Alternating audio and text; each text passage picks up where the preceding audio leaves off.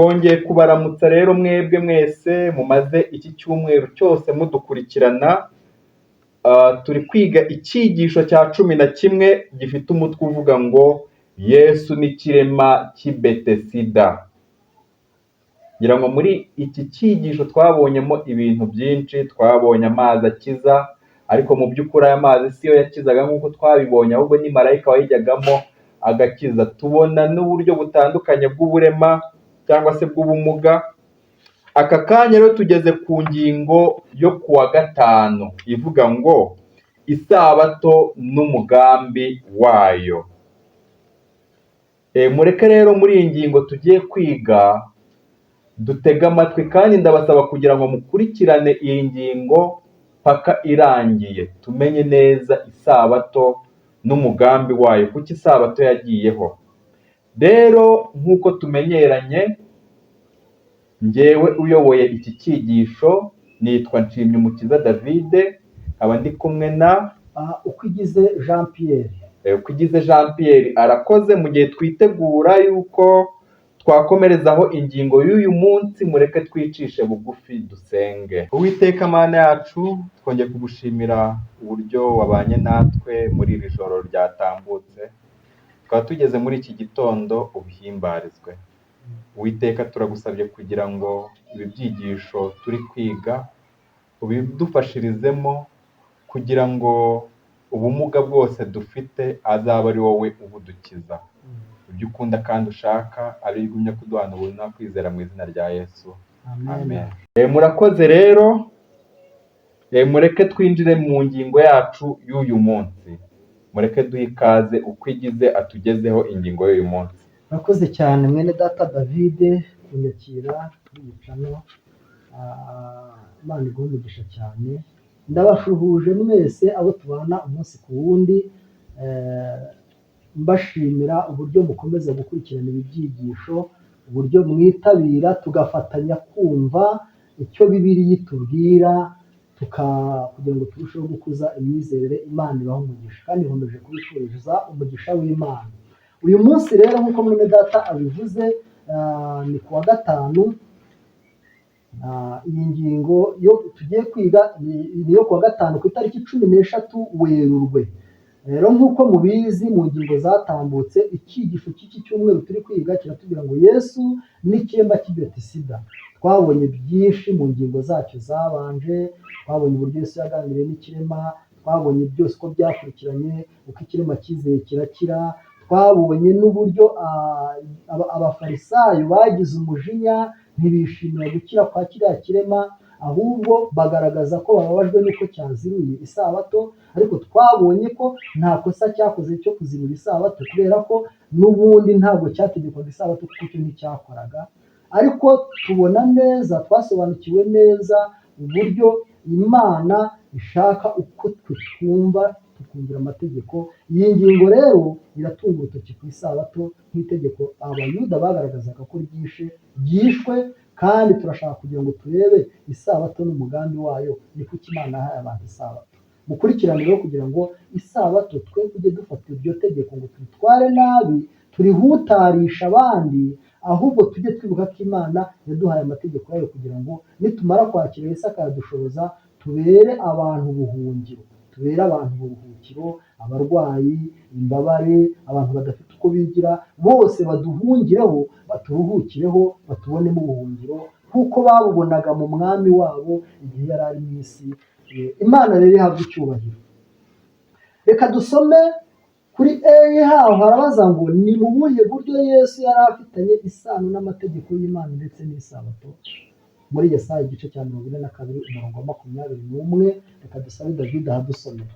Yesaya igice cya 42 umurongo wawo wa 21 haragira hati: kubwo gukiranuka kwe Uwiteka yashimye kogeza amategeko ye no kuyubahiriza. Murakoze cyane. Kubwo gukiranuka Uwiteka yashimye kogeza amategeko ye ndetse no kuyubahiriza. Iri somo riratwereka ko burya amategeko y'Imana, Imana yarayogeje kandi iranayubahiriza. Nshuti muvandimwe wakurikiranye izi ngingo, ibyo twaganiriye byose ubikurikirane, kandi ukurikirane n'uko iyi ngingo itubwira, irasobanura neza cyane itegeko ry'isabato, kandi irasobanura amategeko y'Imana n'uburemere bwayo, irerekana ko Imana yashimye kogeza amategeko yayo, ndetse usibye n'ibyo ikanayubahiriza. Mu gitabo cyitwa Uwifuzwa ibihe byose ku ipaji ya 206 haragira hati: Yesu yari yaraje kogeza amategeko no kuyubahiriza. Ntabwo yagombaga gutubya icyubahiro cyayo, ahubwo yagombaga kucyerereza. Yari yaje kubona isabato ku mabwiriza aremereye yari yaje kubohora isabato ku mabwiriza aremereye yari yaratumye ihinduka umuvumo mu cyimbo cyo kuba umugisha. Urumva, abayuda bari baragerageje kuyishyiraho ibintu bituma ihinduka umuvumo aho kugira ngo ihinduke umugisha. Uyu munsi rero njye nawe tugomba gusobanukirwa ko isabato ntabwo ari umuvumo ku banyamahanga, ntabwo ari umuvumo ku batayiruhuka, ahubwo ni umugisha. Niyo mpamvu dukwiriye kuyibashyira nk'umugisha, kandi bitanyuze mu kuyibabwira gusa, ahubwo binanyuze mu kugaragaza umugisha n'amahirwe biboneka kuri twe binyuze mu kwezi isabato. Reka tujye kuri B. Ni iki umuntu agomba gukora n'icyo atagomba gukora ku isabato? Kuko itegeko ntiryahindutse. Mu minsi 6 ujye ukora, ariko wa karindwi niyo sabato y'Uwiteka Imana yawe, ntukagire umurimo wose ukora. Reka twumve mu Kuva igice cya 20 umurongo wa 8 kugeza 11. Reka twumve muri iryo tegeko icyo Bibiliya ibivugaho. Mu Kuva igice cya 20 umurongo wa 8 kugera ku wa 11 haravuga hati: wibuke kweza umunsi w'isabato, mu minsi 6 ujye ukora, abe ariyo ukoramo imirimo yawe yose, ariko uwa karindwi niwo sabato y'Uwiteka Imana yawe, ntukagire umurimo wose uwukoraho, wowe ubwawe cyangwa umuhungu wawe cyangwa umukobwa wawe cyangwa umugaragu wawe cyangwa umuja wawe cyangwa itungo ryawe cyangwa umunyamahanga wawe uri iwanyu, kuko mu minsi 6 ari Uwiteka yaremyemo ijuru n'isi n'inyanja n'ibirimo byose, akaruhuka ku wa karindwi. Nicyo cyatumye Uwiteka umugisha umunsi w'isabato akaweza. Amen rwose, urakoze. Imana iguhe umugisha. Aya magambo arasobanutse, ariko reka tuyahuze n'amagambo dusoma muri cya gitabo cyitwa Uwifuzwa ibihe byose ku ipaje yaho ya 206 na 207. Duhuze iyi Bibiliya, duhuze n'umwuka w'ubuhanuzi, twumve icyo Imana ikora, twumve icyo Yesu yashatse kutwigisha. Igihe yakizaga ikirema ni icyo yashatse kutwigisha. Mu ndembe zari aho ku kidendezi, Kristo yatoranije uwari ubabaye kurusha abandi kugira ngo abe ari we agaragarizaho ububasha bwe bwo gukiza indwara, kandi yamutegetse kwikorera uburiri bwe akanyura mu murwa wose kugira ngo ashyire ahabona ikintu gikomeye yari yakorewe.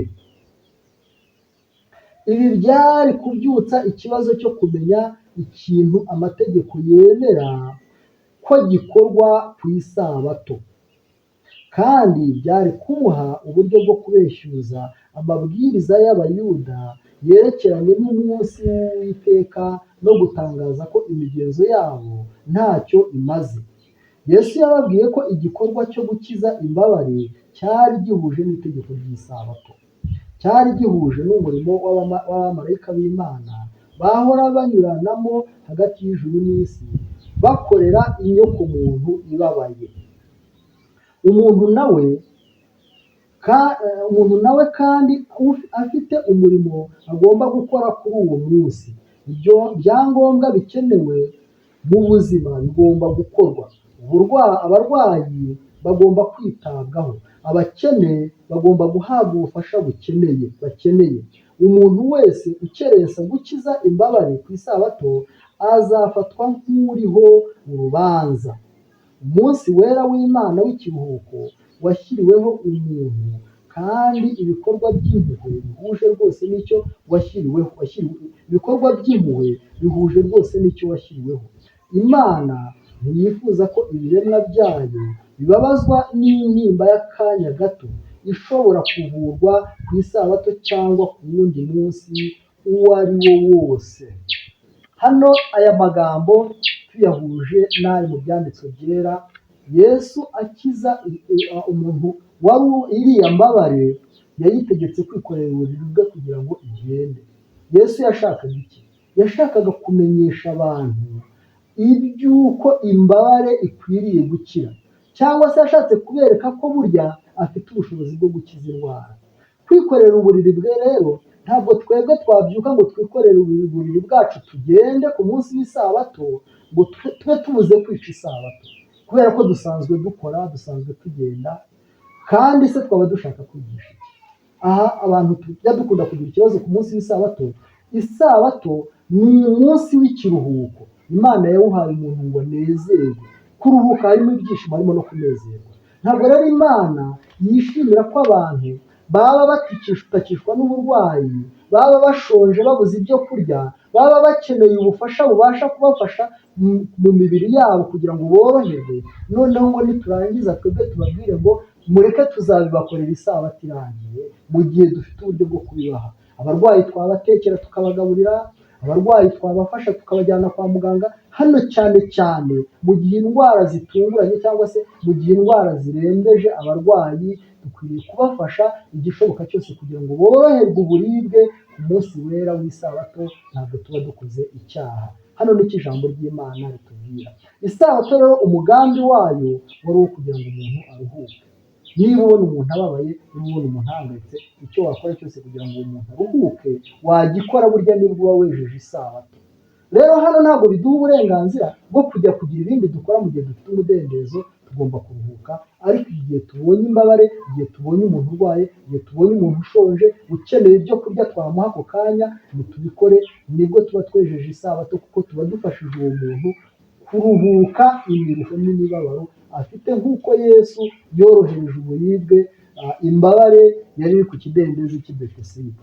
Rero Imana ibahe umugisha, kandi mbashimire uburyo twakurikiranye iki cyigisho, mbararikira no gukomeza gukurikirana ingingo z'ibi byigisho bitubwira ngo ubutumwa bwiza uko bwanditswe na Yohana. Tuzarushaho kumva byinshi kandi tuzarushaho kwishimira umugisha w'ibi byigisho. Reka rero shimire na mwene data David wanyakiriye, kandi mbashimire uko twabanye muri ibi byigisho, nabashimire uko twabanye muri iki cyumweru mu ngingo zacyo uko zagiye zikurikirana.